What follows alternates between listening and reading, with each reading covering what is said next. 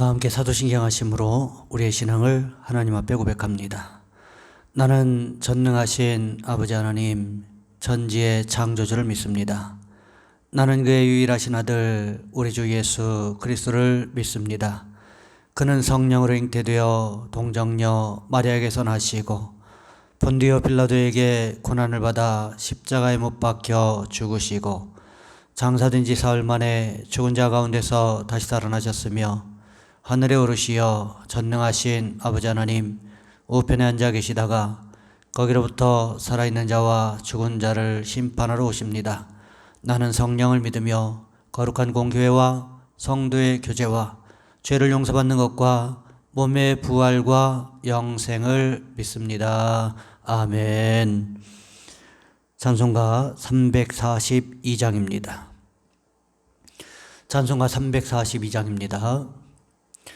너 시험을 당해 죄 짓지 말고 너 용기를 다해 곧 물리치라. 너 시험을 이겨 새 힘을 얻고 주 예수를 믿어 늘 승리하라. 우리 구주의 힘과 그의 위로를 빌라. 주님 내 편에 서서 항상 도우시리. 내 친구를 삼가 잘 선택하고 너 언행을 삼가 늘 조심하라. 너 열심을 다해 늘 충성하고 온 정성을 다해 주 봉사하라. 우리 구주의 힘과 그의 위로를 빌라. 주님 내 편에 서서 항상 도우시리. 잘 이기는 자는 상 받으리니 너 낙심치 말고 늘 전진하라. 내 구세주 예수 힘 주시리니 주 예수를 믿어 늘 승리하라. 우리 구주의 힘과 그의 위로를 빌라. 주님 내 편에 서서 항상 도우시리. 잘 이기는 자는 상 받으리니 너 낙심치 말고 늘 전진하라. 내 구세주 예수 힘 주시리니 주 예수를 믿어 늘 승리하라. 우리 구주의 힘과 그의 위로를 빌라. 주님 내 편에 서서 항상 도우시리. 아멘. 기도하겠습니다. 사랑의 하나님, 순간순간마다 우리를 붙잡아 주시고 하나님 삶의 현장 가운데서 우리의 가정을 도와주심을 감사를 드립니다. 하나님, 특별히 우리의 가정들을 도와주시기를 원합니다. 여러 가지로 힘들고 어려운 과정들 가운데를 지나가고 있는데 하나님, 우리 가정 경제를 도와주시옵시고 하나님, 삶의 모습들을 지켜주셔서 주께서 하나님 불기둥과 구름기둥으로 우리를 인도하시는 귀한 역사가 순간순간마다 나타날 수 있도록 주여 인도하여 주시옵소서. 하나님, 직장과 사업장과 삶의 터전을 지켜주시되 하나님, 주님의 방법으로 지켜주시는 귀한 모습이 우리 가운데 있게 하여 주시옵소서. 귀한 시간에 함께 예배합니다. 예배하는 성도들의 머리 위에 안수하시고 성령께서 가장 필요한 것으로 채우시는 귀한 시간이 될 수 있도록 주님 주관하여 주시옵소서. 우리 주 예수 그리스도의 이름으로 감사하며 기도하옵나이다. 아멘. 오늘 말씀 사도행전 7장에서 보겠습니다. 사도행전 7장 23절로 36절까지 말씀입니다. 제가 가진 성경은 신약성경 198쪽에 있습니다. 제가 봉독해 드립니다. 나이가 40이 되매 그 형제 이스라엘 자손을 돌볼 생각이 나더니 한 사람이 원통한 일 당함을 보고 보호하여 압제받는 자를 위하여 원수를 갚아 애굽 사람을 저 죽이니라. 그는 그의 형제들이 하나님께서 자기의 손을 통하여 구원해 주시는 것을 깨달으라고 생각하였으나 그들이 깨닫지 못하였더라. 이튿날 이스라엘 사람끼리 싸울 때에 모세가 와서 화해시키려 하여 이르되 너희는 형제인데 어찌 서로 해치느냐 하니 그 동물을 해치는 사람이 모세를 밀어뜨려 이르되 누가 너를 관리와 재판장으로 우리 위에 세웠느냐? 내가 어제는 애굽 사람을 죽임과 같이 또 나를 죽이려느냐 하니 모세가 이 말 때문에 도주하여 미디안 땅에서 나그네가 되어 거기서 아들 둘을 낳으니라. 40년이 참에 천사가 시내산 광야의 가시나무 떨기 불꽃 가운데서 그에게 보이거늘 모세가 그 광경을 보고 놀랍게 여겨 알아보려고 가까이 가니 주의 소리가 있어 나는 내 조상의 하나님 즉 아브라함과 이삭과 야곱의 하나님이라 하신대 모세가 무서워 감히 바라보지 못하더라. 주께서 이르시되 내 발에 신을 벗으라. 내가 서 있는 곳은 거룩한 땅이니라. 내 백성이 애굽에서 괴로움 받음을 내가 확실히 보고 그 탄식하는 소리를 듣고 그들을 구원하려고 내려왔노니 이제 내가 너를 애굽으로 보내리라 하시니라.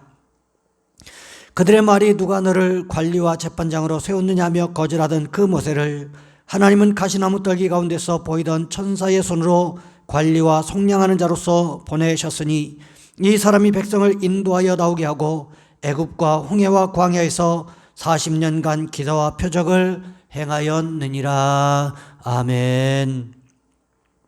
오늘 본문의 말씀을 가지고 모세의 훈련이라는 제목으로 함께 말씀을 살펴보겠습니다. 파울볼이라고 하는 야구와 관계된 영화가 있습니다. 프로에 소속되지 못한 선수들이 고향 원더스라는 팀에 모여서 혹독한 훈련의 과정을 거칩니다. 그래서 정신무장을 받고 30여 명의 선수들이 이제 프로 구단에 입단하는 그런 이야기를 그리고 있습니다. 이 이야기에서 가장 중요한 사람은 바로 김성근 감독입니다. 노년의 김성근 감독은 아들뻘 되는 선수들을 모아놓고 이렇게 말합니다. 너희들은 벼랑 끝에 섰어요. 뒤가 없어요. 나한테는 뒤가 없어. 떨어지면 죽는 거야. 이렇게 말을 합니다. 그리고는 그들을 아주 혹독하게 훈련시키고 단련을 시킵니다. 그래서 무려 30여 명의 선수들을 프로구단에 입단을 시켰다는 거지요. 이 영화는 한 사람의 힘이 얼마나 대단한지를 보여주고 있습니다. 한 사람 때문에 망할 수도 있지만 한 사람 때문에 많은 사람들이 성공할 수도 있다는 것을 보여주고 있습니다. 하나님께서 모세를 훈련시킬 때도 마찬가지였다는 거지요. 애굽 왕정에서 배울 수 있는 모든 것들을 배우는 어느 날 모세의 마음에 어떤 마음이 들었습니까? 자기 민족들을 돌볼 마음이 생겼다는 것입니다. 그래서 히브리 노예들이 노역하는 장소에 갔는데 애굽 병사 하나가 너무 가혹하다 싶을 정도로 쓰러져 있는 이 히브리 사람들 향해서 채찍질을 하는 것이었습니다. 처음에는 점잖게 그러지 말라고, 똑같은 사람인데 왜 그렇게 대우하냐고 말렸을 것입니다. 그러다가 서로 오고 가는 말이 험해지기 시작했고 순간적인 감정을 이기지 못해서 모세는 그만 애굽 병사를 쳐 죽이고 맙니다. 그리고는 누가 볼까 얼른 그 시신을 모래 속에 파묻어 버렸지요. 그 다음날 다시 노역장에 갔는데 히브리 사람들끼리 싸우는 모습을 본 것입니다. 그래서 모세가 중재에 나섰는데 그 가운데 한 사람이 어떻게 말을 합니까? 어제는 애굽 사람을 죽여서 모래 속에 파묻더니 이제는 나를 죽여서 모래 속에 파묻으려고 하는 거냐? 어디 한번 해보라고 이렇게 소리를 고래고래 질렀다라는 거지요. 그러자 모세가 어떻게 합니까? 모든 일이 다 탄로났다는 생각이 드는 거예요. 그래서 아는 사람이 아무도 없는 미디안 광야로 도망을 가게 됩니다. 그곳에서 모세는 십보라를 만나게 되고요. 아들 둘을 낳아 평범하게 잘 살고 있었다라는 거지요. 몇 년 동안요? 무려 40년 동안. 40년 세월 동안 미디안 광야에서 장인 이드로의 양떼를 보살피고 있었다라는 것입니다. 그래서 미디안 광야가 어떤 곳인지 어디로 가야 되는 것인지 광야의 습성을 모세는 정확하게 훈련을 통해서 깨닫게 되었다라는 것입니다. 그러던 어느 날 호렙산에 이르렀습니다. 그런데 불이 붙었는데 타지 않는 그 나무가 불에 의해서 사그라지지 않는 이상한 나무 하나를 발견하게 되었다라는 거죠. 처음에는 관심도 없었습니다. 자연 발화 했으려니 생각을 했겠지요. 그런데 한참이 지나도 그 불빛이 사라지지 않았기 때문에 모세가 관심을 두고 찾아갔습니다. 그랬더니 그 떨기나무 가운데 누가 계셨습니까? 하나님이 계셨다라는 거지요. 하나님께서 자신을 어떻게 소개하고 있습니까? 오늘 본문 32절 말씀해 보시면 이렇게 기록하고 있습니다. 나는 내 조상의 하나님 즉 아브라함과 이삭과 야곱의 하나님이라 하신데 모세가 감히 무서워 감히 바라보지 못하더라. 아브라함의 하나님, 이삭의 하나님, 야곱의 하나님이라고 하는 것은 무슨 뜻일까요? 살아있는 자의 하나님이시라는 뜻입니다. 가끔씩 신앙생활하는 분들 가운데 하나님은요 성경 안에서나 역사하시는 분으로 오해하시는 분들이 계십니다. 그렇지 않다라는 것입니다. 오늘도 살아계셔서 하나님은 우리의 삶의 현장에 오늘도 살아계셔서 두 눈 부릅뜨고 일하시고 우리를 지켜보시는 분이시라는 사실을 우리는 기억해야 될 필요성이 분명히 있다는 것입니다. 하나님께서는 모세에게 나는 산자의 하나님이다 이렇게 자신을 소개하고 있다는 거지요. 그리고 무엇을 요구하십니까? 오늘 보면 32절 말씀해 보시면 이렇게 기록하고 있습니다. 주께서 이르시되 내 발의 신을 벗으라. 내가 서 있는 곳은 거룩한 땅이니라. 내 발에서 신을 벗으라 이런 이 말씀은 이제부터 모세 내 인생은 내 주관대로 사는 인생이 아니라는 거예요. 나 혼자 사는 인생이 아니라는 것입니다. 이제부터는 하나님께서 모세의 인생을 인도해 가시겠다라는 말씀이기도 합니다. 지금까지 80년 동안의 세월은요 모세 스스로 계획을 하고 모세 스스로 발걸음을 옮기는 인생이었다고 한다면 이제 이후로의 모든 인생은 하나님께서 계획하시고 하나님께서 인도하는 대로 모세는 따라가기만 하면 된다라는 이야기였습니다. 모세의 시간표 가운데 하나님께서 일하시겠다라는 말씀이셨습니다. 그러면서 하나님께서 모세에게 말씀하시기를 애굽에서 괴로움받는 이스라엘 백성들을 내가 보았다 이렇게 말씀하고 계십니다. 우리는 때로요 하나님께서 내 문제에 관심이 없으신가 보다 이렇게 생각하시는 경향들이 있습니다. 결코 그렇지 않다는 거예요. 오늘 본문에 보시면 하나님께서 분명히 말씀하십니다. 괴로움받는 이스라엘 백성들을 직접 보셨고 그리고 그 탄식 소리를 하나님께서 직접 들으셨다 이렇게 말씀하고 계시다라는 거지요. 여러분 이스라엘 백성들이 애굽에서 강제 노역하는 것을 하나님 직접 보셨다고 말씀하셨고요. 그 신음소리를 탄식소리를 한숨소리를 하나님 들으셨다고 말씀하고 계시는 것입니다.